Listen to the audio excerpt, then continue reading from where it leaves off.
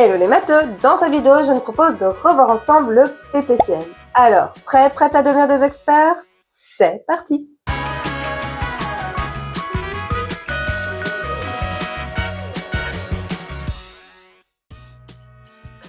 Bienvenue dans cette nouvelle vidéo de Math Expert. Aujourd'hui, nous allons nous intéresser au PPCM de 2 naturel ou plus.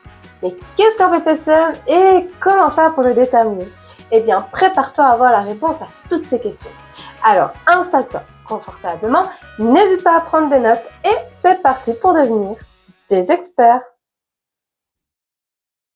PPCM, ce sont les initiales de plus petits communs multiples. Nous allons donc nous intéresser aux multiples. Tu sais, ceux où il faut multiplier pour les atteindre.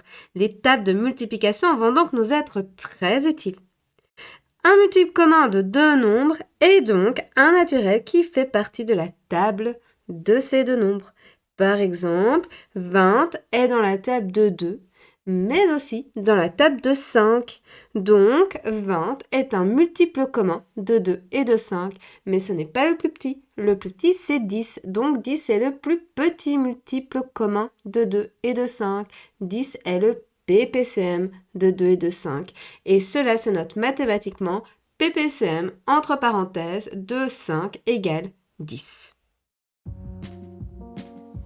Il existe 2 grandes méthodes pour retrouver un PPCM.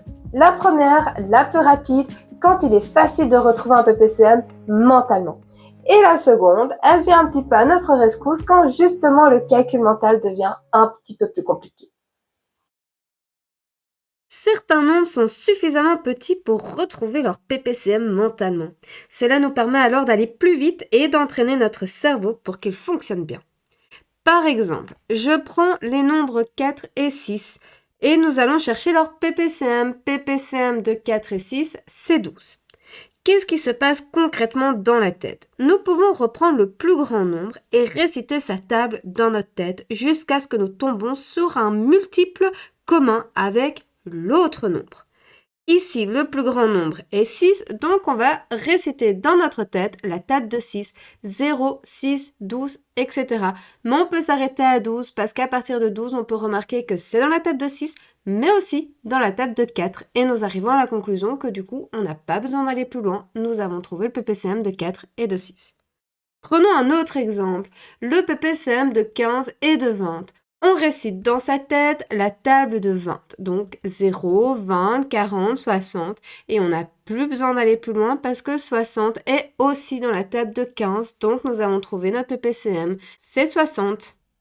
Et puis il y a des nombres où nous pouvons aller encore plus vite, comme par exemple le PPCM de 8 et 24. Là, on n'a même pas besoin de réciter de table parce que c'est directement 24. Pourquoi? Parce que 24 est un multiple de 8.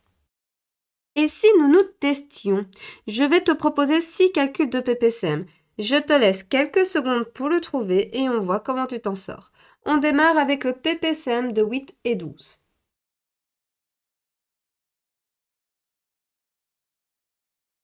« 24, PPCM de 6 et 9.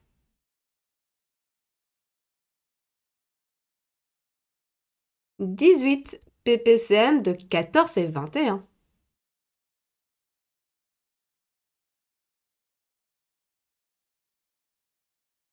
42, PPCM de 12 et 18.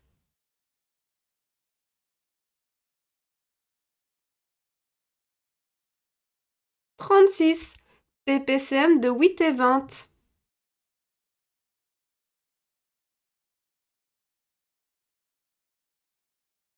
40 et enfin le PPCM de 9 et 15.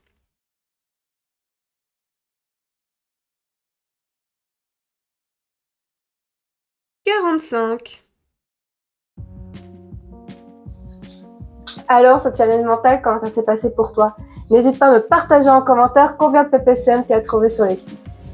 Je nous propose maintenant de passer à la deuxième méthode, celle qui soulage notre cerveau et qui rend plus facile les calculs quand les nombres deviennent plus grands. Pour soulager le calcul mental, nous pouvons compter sur la décomposition d'un produit de facteurs premiers. Prenons un exemple pour nous aider à bien comprendre quel est le PPCM de 36 et de 60. Pour répondre à cette question, nous allons démarrer en décomposant 36. Divisé par 2, 18, par 2, 9, par 3, 3, et encore par 3, 1. Et on fait la même chose avec 60. Divisé par 2, 30, par 2, 15, par 3, 5, et enfin par 5, 1. Pour déterminer le PPCM de 36 et de 60, avec leur décomposition, nous allons relever tous les nombres premiers différents qui apparaissent. Nous avons du facteur 2, du facteur 3 et du facteur 5. Ils vont donc tous les trois apparaître dans le calcul de leur PPCM. Mais combien de facteurs 2 faut-il? Combien de facteurs 3 et combien de facteurs 5? Pour le savoir, il nous suffit de regarder la décomposition qui en compte le plus. Pour le facteur 2, nous en avons 2 chez 36 et également 2 chez 60, donc nous en prenons 2 dans le calcul du PPCM. Pour le facteur 3, nous en avons 2 chez 36 et 1 chez 60. Nous en avons donc plus chez 36 et ce sont ces deux facteurs 3 qui vont se retrouver dans le calcul du PPCM. Et pour terminer, le facteur 5 se retrouve uniquement dans la décomposition de 60. Nous comptons un facteur 5, donc un facteur 5 dans le calcul du PPCM. Et puis, il n'y a plus qu'à effectuer la multiplication. 2 au carré, ça fait 4 et 3 au carré, 3 fois 3, 9. Il suffit de faire 4 fois 9 fois 5, qui est égal à 180. Et maintenant, voyons voir comment tu t'en sors avec ce petit exercice. Il y a 2 PPCM à trouver grâce à la décomposition d'un produit de facteur premier. Prends une feuille et de quoi écrire, appuie sur pause pour te laisser le temps de faire tranquillement cet exercice et quand tu seras prêt ou prête à entendre la correction, il te suffira simplement d'appuyer sur play pour relancer la vidéo.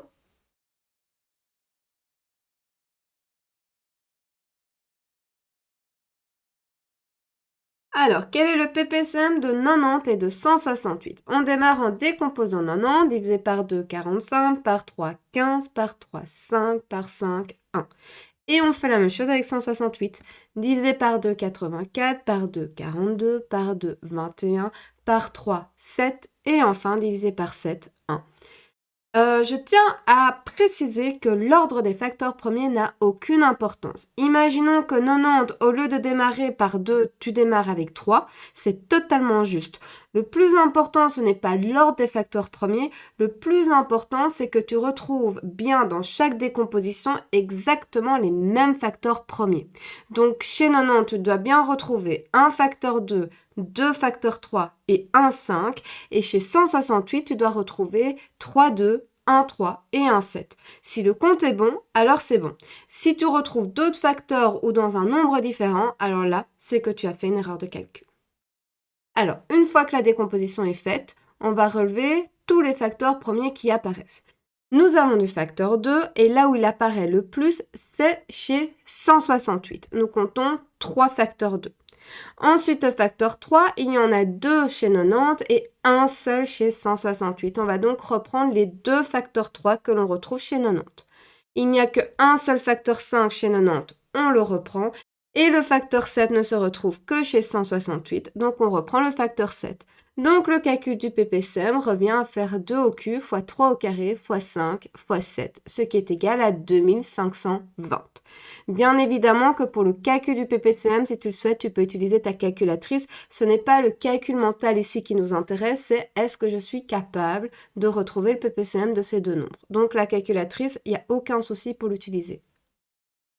Deuxième question, quel est le PPCM de 450 et 220? On démarre en décomposant 450 divisé par 2, 225, par 3, 75, par 3, 25, par 5, 5, et enfin encore par 5, 1. Et on fait la même chose avec 120, par 2, 60, par 2, 30, par 2, 15, par 3, 5, et enfin par 5, 1. Et on observe que nous avons du facteur 2 chez 450 et chez 120, mais il est plus nombreux chez 120, donc on embarque les 3 facteurs 2 de 120. Nous avons aussi du facteur 3, 2 chez 450, un seul chez 120, donc on va reprendre les 2 facteurs 3 de 450. Et le facteur 5 apparaît également, 2 fois chez 450, une seule fois chez 120, donc on va reprendre les 2 facteurs 5 de 450. Et le compte est bon, il n'y a plus d'autres facteurs promis. Donc pour le calcul du PPCM de 450 et 220, nous allons devoir effectuer la multiplication 2 au cube fois 3 au carré fois 5 au carré, ce qui est égal à 1800. Et voilà, j'espère que cette vidéo t'aura aidé. N'hésite pas à le dire en commentaire. Et si tu as des questions, tu peux également les déposer en commentaire et j'essaierai d'y répondre du mieux que je peux. De plus, n'oublie pas d'aller checker la description de cette vidéo. Tu y retrouveras différents outils qui ont pour unique but de t'aider à renforcer ta compréhension. Car la règle d'or pour réussir en mathématiques reste toujours la même, faire régulièrement des exercices à la maison. Quant à moi, je te dis à très bientôt pour une prochaine vidéo.